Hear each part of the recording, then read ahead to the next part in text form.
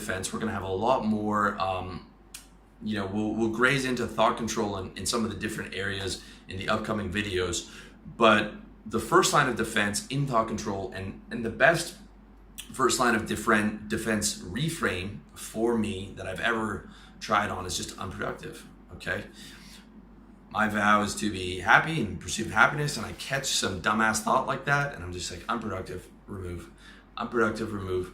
You might have heard me talk about that in some other videos, because I use that for everything, not just fear, but all kinds of other thoughts. I'm like, that's just not productive for me right now. And the second I identify that I'm caught in the thought and I label it as such, it like dispels it completely, okay? It's a dark thought, you bring it to the light, you label it as unproductive, it just goes away, all right? Now, you might have more intrusive thoughts, if you're in a bad state, okay, we're gonna talk about like physical state control and all that stuff in the next videos, but you might be in a situation where they do come and it feels like you can't get control, but when you do keep labeling them, like, that's just not productive. I don't have to think about that. I don't have to give that attention, and I'm going to focus on something else. And every time you catch yourself in with that negative, fearful thought, you just label it as unproductive. You watch it. It's just like if you've done meditation and you're just watching the thoughts. You know that you don't actually have to pay attention. You don't have to give that thought value, because it is not productive to you to give that value. And it is not only is it not productive, but it is unproductive. It is fucking with your mission. It's taking you away from your happiness. It is spoiling your state. And you really have to be on your fucking game with this shit, on your game with mindfulness. Because when you become more mindful and you become more self-aware, you'll see what, the Buddhists and the Vedantists call a monkey mind. And your mind is just insane. It's just these, all kinds of thoughts, that are, oh, look, a shiny thing, or like, oh, I could be dead 65. It's like right after the other, these thoughts coming at you. And you really need to learn how to control that. Okay. There's a metaphor from Buddhism where you are, you're in the carriage, and then you've got the horses, and you're whipping the horses, right? So those are your thoughts are like racing horses, and you have to get them working for you. Okay, you have to get them going in your direction, and you have to get them within your control. When you get caught up in that unproductive thought, you suffer until you realize what's going on. And then you sort of like, oh, you got me, motherfucker. Okay, I'm out of that now. That's unproductive.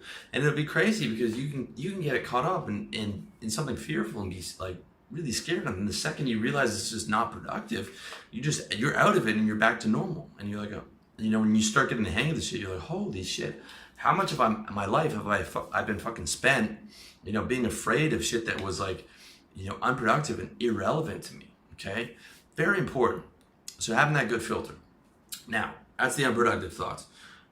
However, there are productive fears, okay? And yes, we do have these overdeveloped psyches, but we also do have a lot more going on in our lives than animals. We can't just sort of sit around and, hunt our food here and there. We have to work for a living and do a lot more complex things. So there are fearful thoughts that are productive, okay? And like we said before, productive fear is your friend. You want to listen to productive fear. When you have a fearful thought that's productive, like, hey, I remember my site got hacked, and I was like, okay, I'm afraid this could happen again. I need to batten down all the hatches and, get everything secure. And I need to just drop everything until that's done, all right? That was a productive, fearful thought. And to understand this, you understand that there's two parts, okay? There's the immediate based productive thought, which is going to be your hindbrain, reptilian brain, the old part of your brain, which is the fuck, a predator's coming, or like, oh, I'm gonna get hit by that guy in traffic, or like, there's an ATM late at night and a bunch of hooligans standing outside of it, and you're like, maybe I shouldn't use that one. That's not a good idea. It's just like an immediate sensation coming from your gut. It flashes up into your chest, you feel a bit red, you feel a bit overheated, and it's like an instant jolt up your spine. This is like your immediate fear base of like, it is before it gets to your mind. It's before it becomes conscious. It is just like a body jolt of like, pay attention right now. Okay, like, whoa, okay. So that you definitely want to listen to, all right? When you're driving, you're like, oh shit, that immediate fear-based, okay, you listen to it, you sort the situation out. Then once the situation is sorted out, you're just like, deep breath, it's okay, it's finished, calm down, the guy didn't hit you. Okay, back to my day, all right? So that's the one part, the immediate.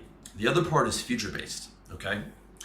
And future-based is the ones where you need an action plan, okay? You need an action plan for a future-based fearful thought. I recommend Wunderlist, okay? You can see how to set up your Wunderlist in my book, How to Get Organized, and I show you how to break down the problems that you have and that you're afraid of, things that you're afraid of going wrong, into your projects folder, okay? I have a bunch of projects that I'm working on that are things that could be a problem for me down the road, okay? One example is heart disease. If heart disease runs in your family like it does with mine, there was a point a while back where my blood pressure was not high, but it was getting on the verge of high, and my cholesterol was decent, but it was just a bit higher than decent. And I was like, okay, you know what? Action plan, I gotta get this together. I gotta start doing high intensity cardio every morning on the elliptical. I'm gonna take red yeast rice, which is a natural cholesterol, naturally lowers your cholesterol. I am going to, I'm gonna do a couple other things. I'm gonna get better control over my diet. I'm gonna eat less red meat. So, that's something that I put into practice. That was a project that I put into practice because I know that runs in my family, and I know that if I'm seeing signs, I want to stop it before it happens and make sure what doesn't happen to my uncle, who had a heart attack in his 40s or early 50s and is brain damage right now, which is a very, very sad situation. And that's something that you don't want to happen to you. So you put those things in your projects folder, and some of them you might not have to work on right away. Like there's a couple things that I'm not working on right now that are productive fears. Like I have big flat clown Ronald McDonald feet, which is not good for your knees to have no arches. I've tried a few exercises for it. I can't really stick to it. I wasn't seeing much development. So I've got, at some point I'll probably get a surgery to get those fixed, because that is gonna, flat feet is very bad for your knees and stuff like that, as well as for your spine. And it's something that, I'd like to get fixed within the next 10 years so that I don't have problems with it in the future as I get older with like knee pain and back pain, stuff like that. So that's another example of something that it's like a lower level thing. I'm not worried about that, but once you get it into your action plan, it changes everything, okay? When you have all these like particular fears, all right, and they're vague and they're not drawn out and they're not brought to light, and it's just like, oh, my knees and this other thing could go wrong and this other thing, and it's not there, it really weighs on you, and it just adds to like a general sense of fear, especially because they're fucking vague, all right? You want to get those fears, the productive fears, out in the open. You want to put it in your Wunderlist, and then you want to have the little multi-step action plan towards that, the little subtasks for those particular projects. And even if you don't set a timeline for those, I don't recommend a timeline. For most of them, it's just like you finish one, and then maybe you think about doing the other one, depending on how serious it is. But just having that there gives you such a sense of control, and you're like, just having it there, having it fleshed out, having it brought to light, gives you such an extra sense of control to where you're like, I don't even really have to worry about it. Like, I don't worry about my fucking clown feet or whatever. I don't care, because it's there. I know I'll deal with it when I get time to deal with it, and it's there, it's outlined, it's not a big deal, and I have a game plan for it.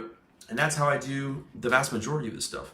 Vast majority of the stuff is like, stuff like that, where I have a game plan at some point when I have some time. And if it's something bigger, like getting the site hacked or a health thing, then it's like, okay, right away I'm gonna get this thing